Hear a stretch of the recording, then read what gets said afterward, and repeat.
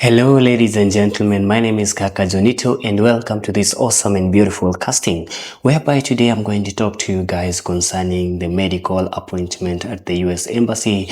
I want to tell you what happens at the US Embassy. When do you go for your medical? How do you do it? And what are the documents that you require? How much money do you need? And also, what are the vaccines that are given there? And what can buy you or can prevent you from getting to finish your medical.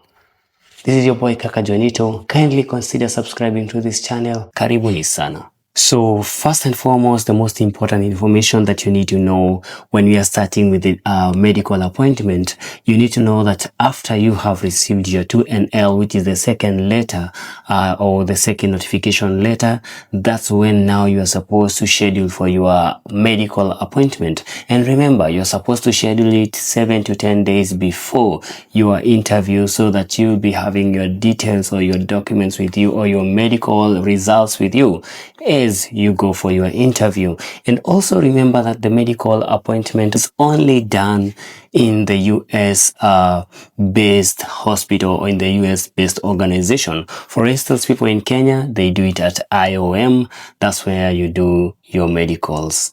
And that is the most important thing that we start with.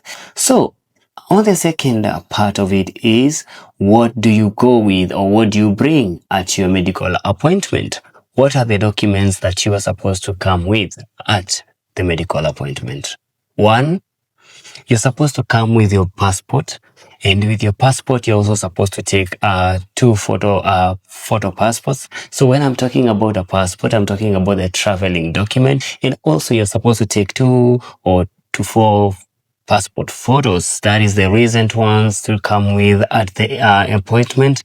And also you're supposed to do a photocopy of your passport. That is your traveling document, and come with those copies too. You're also supposed to have your case number. That is your DV case number, and the interview letter. You know, the letter that was sent to you, that is a 2NL letter. You're supposed to come with that letter. And also you're supposed to carry your vaccination records. So on the vaccination records, that is, for instance, if you have also gotten some vaccination from other places like, like national hospitals, and you have the records with you, you should carry that booklet so that they can verify that these vaccinations has been administered. And so if they say that you have already done that, they cannot double dose you or double vaccinate you, all right? And then the other thing that you're not supposed to bring also is medical history. Let's say, for instance, you have issues with maybe with your body and stuff like that, and because they usually ask this information because they want to know you, they want to know your health before your traveling process, so that at least they are able to know how to handle you.